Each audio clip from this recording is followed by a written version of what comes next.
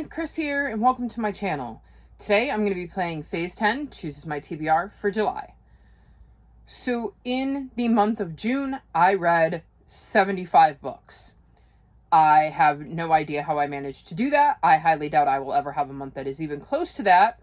But I got really inspired to help out the middle grade Monarchs, my team for whatever-a-thon, and just kind of went book crazy. So this month I am hoping for a very small TBR so that I can just kind of read if I feel like it, and if I don't, no pressure. With that being said, I'm not planning on taking part in any readathons in July. I'm burnt out on readathons right now. I will, however, be continuing the Buzzwordathon and the Witchlands Along, and the information for both of those will be in the description below. And obviously I will be trying to get these books on my TBR if possible.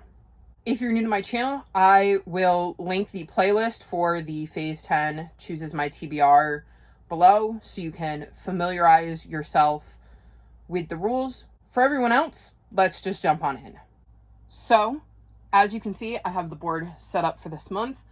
If I get an 11 or a 10, I will complete this phase and I'll get to use my skip and completely skip that prompt. I am very excited about that because I read an insane amount of books in the month of June, and I'm hoping for a very quiet July where I can do things besides reading. So, I've got my draw pile here, my die should I need it, my extra prompts. These are all the cards from last month. I've taken them out of the pile. So let's begin. Draw number 1. We have a red 2. Really hoping to only have 10 prompts at most. And red 2 is historical fiction not set during World War II. So my first prompt was historical fiction set outside of World War II. And for this, I'm going to be reading Boardwalk Summer by Meredith Yeager. This is one of the books from my summer cover video. If you haven't watched that, I'll link it below. Basically, what I did is I picked 5 books off of my physical TBR whose covers gave me summer vibes, and I kind of wanted to go into them a bit blind. I did look on the back of this one, though, because I needed to make sure it wasn't set during World War II, and it appears to be dual timeline. We have summer 1940, and that part seems to be in Santa Cruz, and then summer of 2007. So I don't think it's going to be set during World War II, at least based on the very brief look I had at the back. So I'm going to count this as a historical fiction not set during World War II. Otherwise, I'm trying to go into my summer covers blind because I want to see as I read them whether I was right about the covers representing summer or some of the things that I theorized the book might be about based on the cover. Draw number 2 is a yellow 12.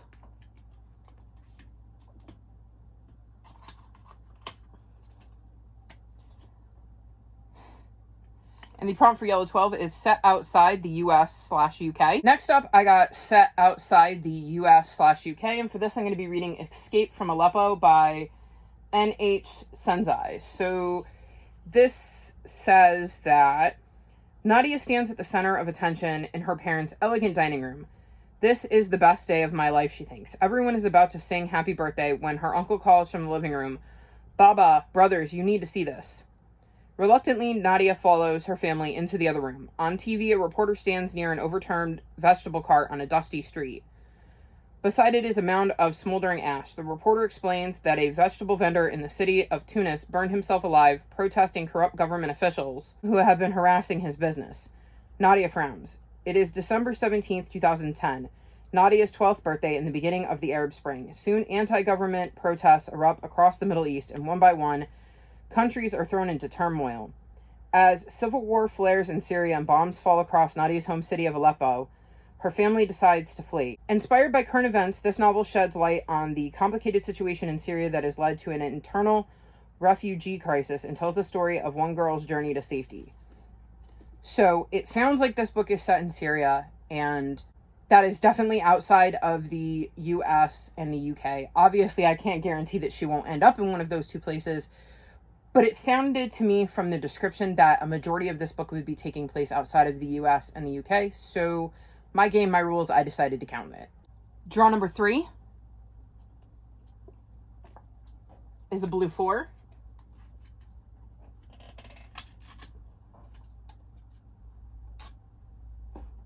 And the prompt for blue 4 is lowest rated.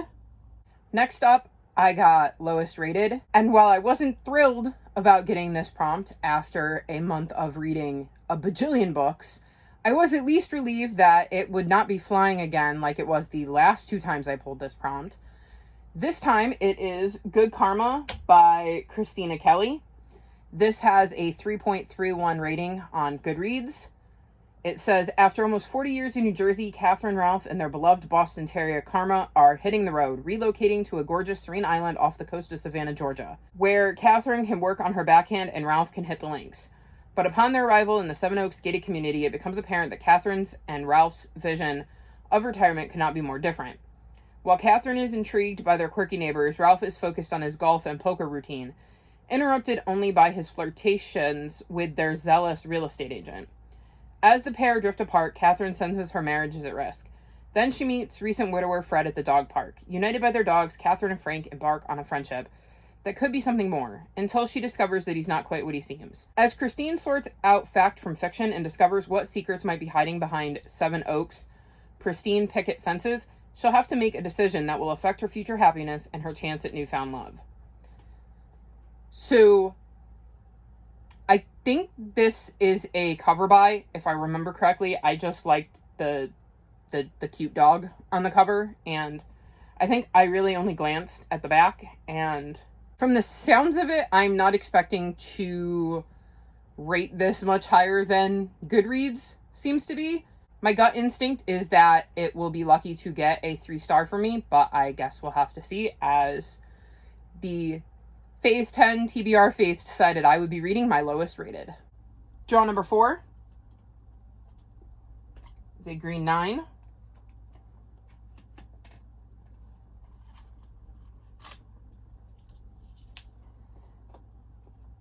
The prompt for green 9 is middle grade. Next up, I got middle grade, and for this I decided to read The Stormkeeper's Island by Catherine Doyle. So when middle grade came up, I was super excited because super broad category means I can pick pretty much anything I want as long as it was a middle grade. And I was looking through my shelves and this one kind of jumped out at me. And there is a tagline on the back that says, "It is very hard to believe in magic until it grips you by the shoulders and shakes you awake." So it certainly sounds like this is going to be a magical adventure-filled book. For years, Fion's mother has told him stories of the mysterious Arranmore Island, and from the day he arrives, he notices things that can't be explained. He senses magic all around him, and it feels like the island is watching him too. Once in a generation, Arranmore chooses a new Stormkeeper to wield its power and keep its magic safe from enemies. The time has come for Fion's grandfather, a secretive and eccentric old man, to step down. But as Fion and the other descendants of Arranmore's most powerful families fight to become the island's next protector, a more sinister magic is waking up, intent on rekindling an ancient war and changing Fion's life and the island's future forever. So yeah, this sounds like it'll be a fun middle grade fantasy, and I'm actually really in the mood for middle grade fantasy because I feel like I didn't read as many fantasies last month. I was contemporary heavy, so I'm really looking forward to checking this out and seeing if I enjoy the start to the series. Draw number 5 is a blue 9.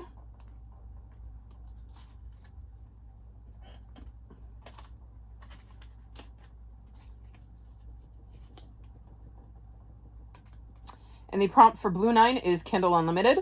Next up, I got Kindle Unlimited, and for this, I'm going to be reading The Secret Zoo by Brian Chick. I was basically looking for middle grade books on Kindle Unlimited, and I knew this was one I had looked at and that had sounded interesting. Something strange is happening at the Clarksville City Zoo. Late at night, monkeys are scaling the walls and searching the neighborhood, but what are they looking for? Noah, his sister Megan, and their best friends Richie and Ella live next door to the zoo. Megan is the first to notice the puzzling behavior of some of the animals. One day Megan disappears, and her brother and their friends realize it's up to them to find her. Their only choice is to follow a series of clues and sneak into the zoo. But once inside, will they discover there's much more to the Clarksville City Zoo than they could ever have guessed? It sounds like it's going to be another quick, easy middle grade with maybe a bit of mystery and fantasy wrapped up in it. I'm not big on reading ebooks. I prefer to physically hold a book in my hand, but I'm trying to branch out a little because there were definitely times during the whatever-a-thon where I was tired of physically holding books. Like, my arms were sore from holding these big books open, so it would have been nice to just be able to, like, prop up my phone. So I'm excited that Kindle Unlimited came up, and I'm looking forward to checking this book out. We have a guest star here. Ellie's trying to help. Come here before you knock everything down. Yeah. You always got to be on camera? Always, every time I film? Yeah.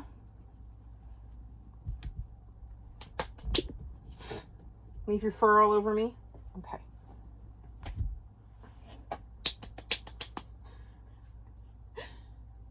No, you're gonna come back. No, you're gonna knock over my setup. You're killing things here. No, sit with me. See, you're making a mess. Well, we'll try to do this with her. So, draw number 6 is a green 5. Should be easier without my helper.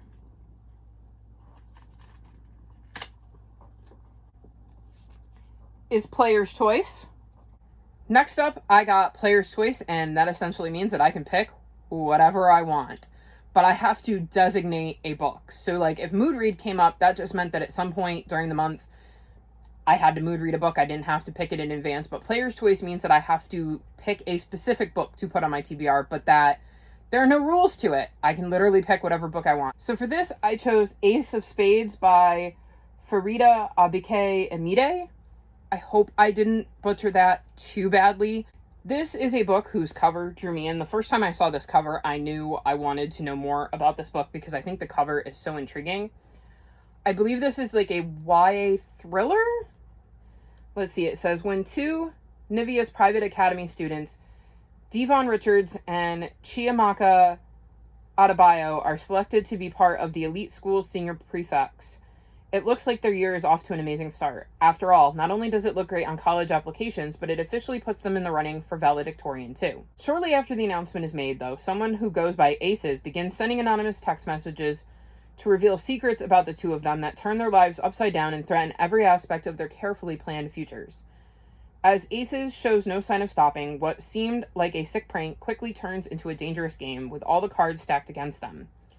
Can Devon and Chiamaka stop Aces before things become incredibly deadly? So now that I've read that, I also remember hearing it kind of referred to as similar to the TV show Gossip Girl, and the description certainly sounds like it has that aspect with Aces sending these text messages. So I'm really intrigued by this book and am looking forward to reading it.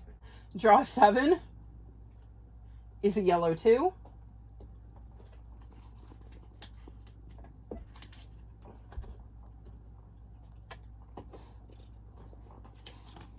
Contemporary. Next up, I got Contemporary, and for this I'm going to read Sticky Notes by Diane Tutchell. So this is another one of my summer covers, so I am going into it pretty much blind. I did make sure it was contemporary, but other than that, I know it's middle grade and contemporary, and based on the front of the cover, I am getting summer vibes from it. Other than that, I know nothing, and I want to know nothing going into it, so I'm excited to get another one of my summer covers onto my TBR. Draw 8 is a green 4.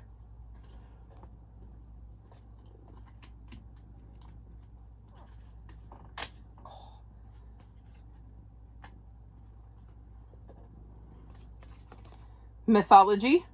So next you saw I got Mythology, and let me tell you, I was so excited when I saw that prompt come up because I knew exactly what I was going to read, and that is The Tyrant's Tomb by Rick Riordan. This is the 4th book in the Trials of Apollo series. I love this series. I think of the 3 series so far that I've read that have been set in the Percy Jackson universe, this one is my favorite. So I can't say too much about the series because obviously 1, I'm in book 4, and 2, it is set in the same universe. So there are spoilers for Percy Jackson in this series. And in between the Trials of Apollo and the Percy Jackson series is the Heroes of Olympus series, and there are also spoilers for that in this series. So I can't see too much more about the series other than that. We're following Apollo. It's set in the world of Percy Jackson. It follows the events of the Percy Jackson series and the Heroes of Olympus series. And basically, Apollo has made his father Zeus angry, and so Zeus has stripped away his godly powers and has sent him to Earth as immortal. And Apollo has to try to figure out how to get back in his father's good graces. I am loving the series, and so I'm so excited to be reading book 4 this month. Draw 9 is a yellow 1.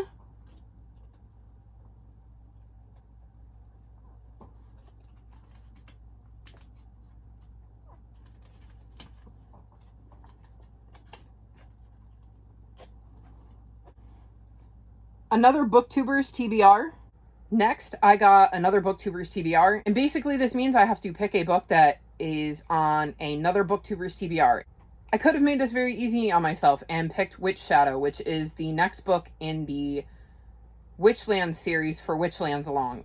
However, I'm not sure that my library is going to be able to get it to me in the month of July. I've requested it, but I have to wait for them to set it aside for me. So I didn't want to put a book on my TBR that I might not be able to get to, and then have to take a punishment August because I couldn't get my hands on a copy of the book. So instead, I decided to go with Malibu Rising by Taylor Jenkins Reid. So Maya from Ocean Reads has this on her TBR, and I will link her channel and her TBR video in the description below.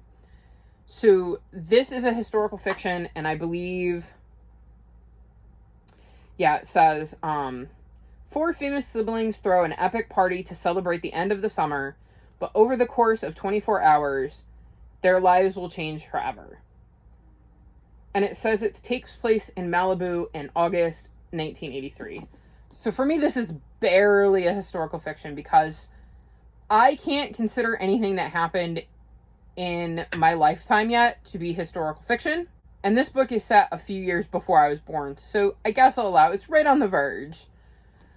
To me, I'm not old enough for things that have happened in my lifetime to be considered historical fiction yet. I know some people think differently, but that's my own personal preference and my own way of marking historical fiction. But I really enjoyed Daisy Jones and the Six and The 7 Husbands of Evelyn Hugo. I have heard some mixed things about this one, that there are some mixed reviews in, and people aren't loving this one as much as they love Daisy Jones and the Six and The 7 Husbands of Evelyn Hugo. So I'm quite curious to see what my thought is on this book, and it'll also be the first one of her books that I've physically read because the other 2 I listened to on audiobook. So I'm curious to see what I think of this book, especially after hearing a few people not love it as much as they were expecting to. And draw 10, which will hopefully be my final draw, it's a red 4. So I didn't get to use my skip, but I only have the 10 prompts, which is what I wanted. And the last prompt I will have to fulfill is TBR Game. And lastly, as you saw, I got TBR Game. So first off, thank you to the Phase 10 TBR gods for not making me read a whole crap ton of books this month. I am so grateful that they gave me just the 10 prompts. That's exactly what I wanted. For TBR Game, I decided that I was going to do a Play Your TBR Right, which is Gavin from How to Train Your Gavin's TBR Game.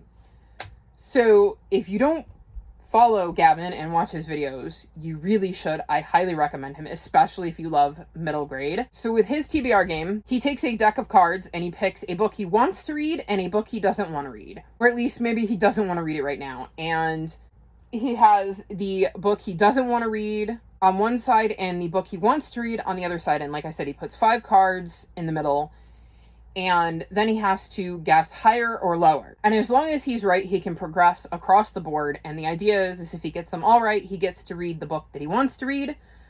But if he doesn't, then he has to read the book that he doesn't want to read. I know with Gavin, he gets 1 swap per round and then 1 life per game. I'm not going to give myself a life since I'm only playing 1 round, but I will give myself 1 swap like he does. In his game, jokers are both high and low, as are aces, and I will be doing the same thing. So now for the books. The book that I don't want to read is The Shadows by Alex North. I think this is a spooky kind of like thriller, and I don't really want to read what it's about because, like I said, it's a thriller and I like to go into my thrillers a bit more blind, and so I don't want to read the inside, but it's July. I don't really want to read a spooky thriller in July. This feels more like an October book, so I thought it would be perfect for the book that I don't really want to read right now. So we'll put that up there. For the book I do want to read, it's People We Meet on Vacation by Emily Henry. So this says 2 best friends, 10 summer trips, 1 last chance to fall in love. So yeah, it sounds like a romance novel and a maybe friends to lovers trope, and the cover gives me summer vibes, and this just seems much more like what I would want to read in the summer season. So that will be the book that I'm hoping to get. So I've got a deck of cards here, and we'll give them a shuffle.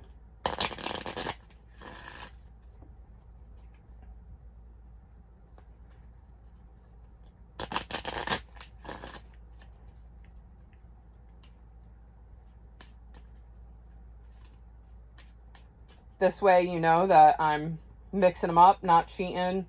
Have no idea what cards are where. And we will put, here, move my little guy down there. We will put, get it to, from unsticking my fingers, our 5 cards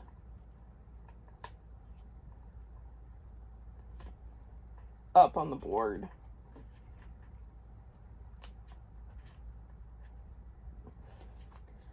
Okay, so the first card is a 5.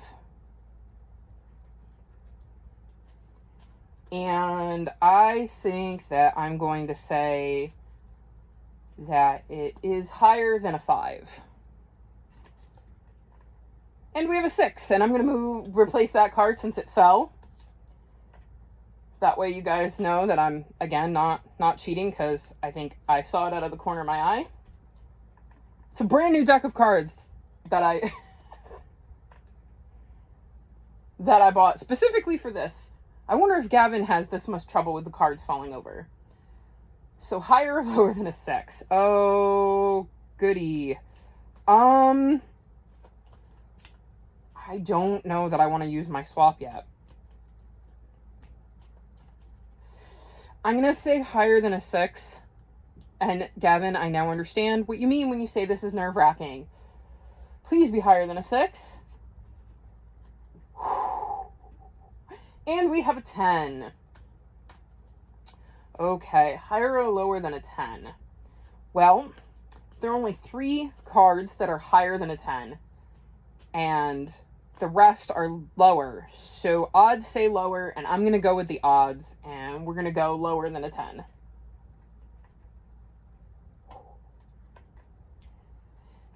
It's an ace.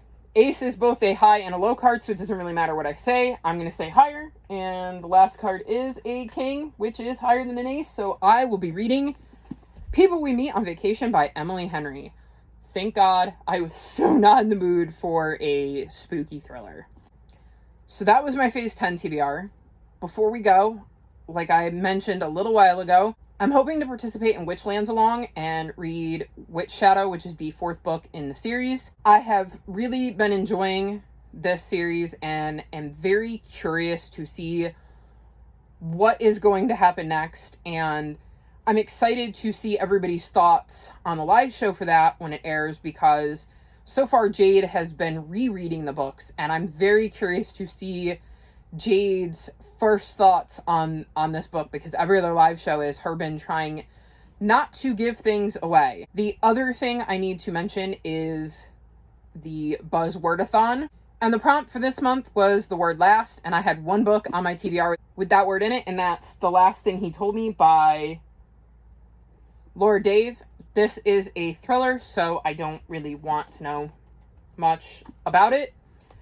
But like I said, it is the only book on my physical TBR that had the word last in it, so I didn't have many options this month, so I will be reading this for Buzzwordathon, hopefully, in the month of July. So these are some of the books that I hope to get to in the month of July. What is a book that you hope to read this month? If you've made it this far in the video, leave me cloud emojis, like this video, and subscribe to my channel, and I'll talk to you next time. Bye!